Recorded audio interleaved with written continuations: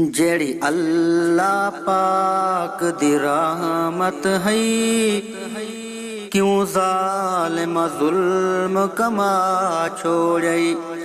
जेड़ी अल्लाह पाक दी रहमत है, क्यों ज़ालिम ज़ुल्म कमा छोड़ई। सत दी तेरी बेटी है, मासूम दा खून वहा छोड़ई। मासूम दा खून वहा छोड़ई। जेड़ी अल्लाह पाक दी रहमत है, क्यों ज़ालिम ज़ुल्म कमा छोड़ई। तेनू खौफ खुदा दा आया नहीं, जासी ने दिल तैं पाया नहीं। जासी ने दिल तैं पाया नहीं।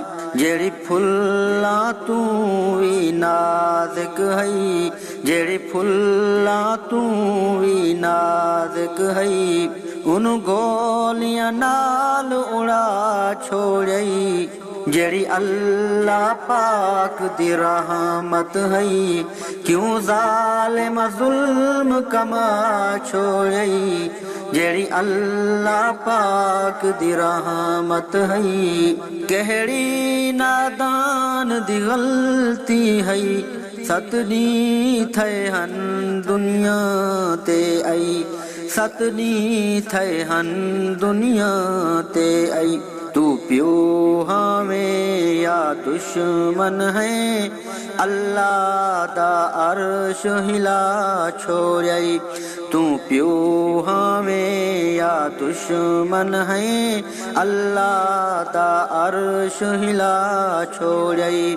जेड़ी अल्लाह पाक दी रहमत है, क्यों ज़ालिम ज़ुल्म कमा छोड़ई। प्यो आस रहों दे धियां दा, ए साडी समाज च नहीं आंदा।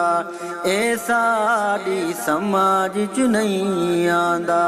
जगलान तडेंदा हर कंदा, आराम सकून वञा छोड़ई। जेड़ी अल्लाह पाक दी रहमत है, क्यों ज़ालिम ज़ुल्म कमा छोड़ई।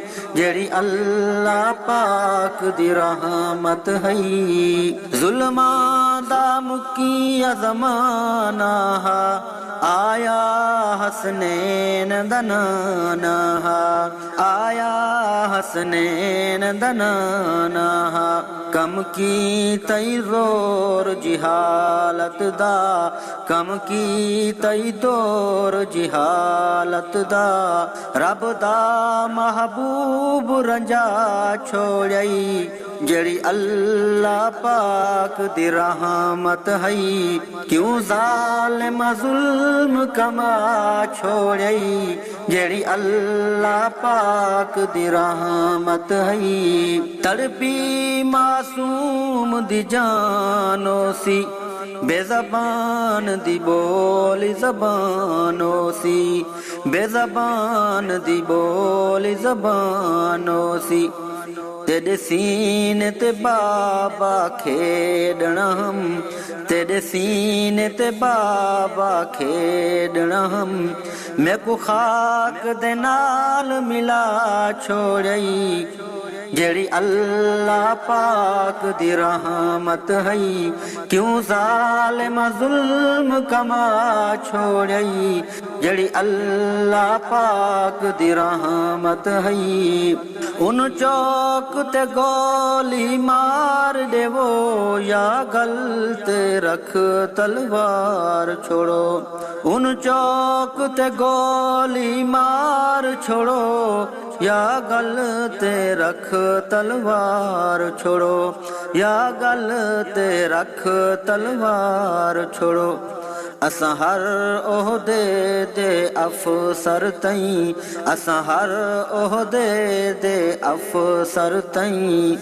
इरफान आवाज उठा छोड़ी, जड़ी अल्लाह पाक दी रहमत है क्यों ज़ालिम जुल्म कमा छोड़ई सत ॾींहं दी तेरी बेटी है सत ॾींहं दी तेरी बेटी है मासूम दा खून वहा छोड़ई जड़ी अल्लाह पाक दी रहमत है जड़ी अल्लाह पाक दी रहमत है।